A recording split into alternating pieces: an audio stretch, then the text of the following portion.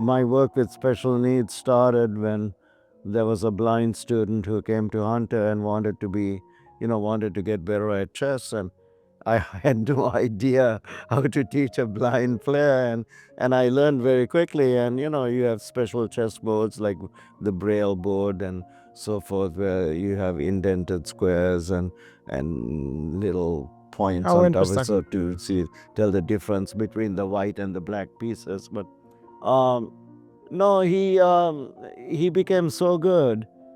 He won the U.S. Blind Championship 3 times. He works for the State Department, and I actually made him the captain of the high school team, and and he commanded everybody's attention, and he was a great leader. So that was my first experience working with a particular disability. Um, and then I also worked with a student who was a quadriplegic, and he used to push the pieces with a stick he held in his mouth. And he got up to 2000.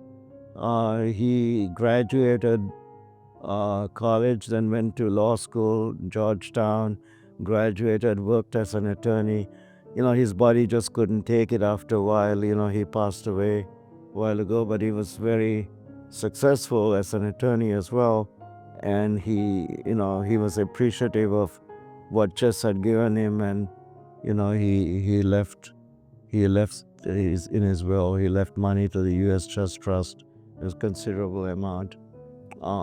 But what it showed me is that no disability disqualifies you from playing, and I think that this is a very important lesson, and we should not rule out people, especially, say, for example, autistic kids or autistic adults.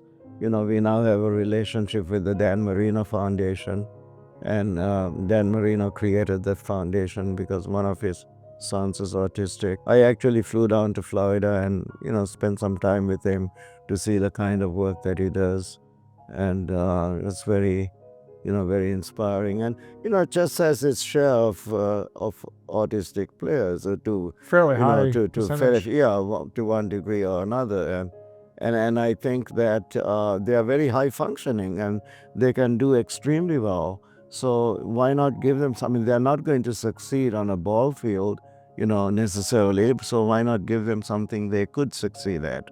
And I think that we have to be more proactive in making opportunities available to people with disabilities.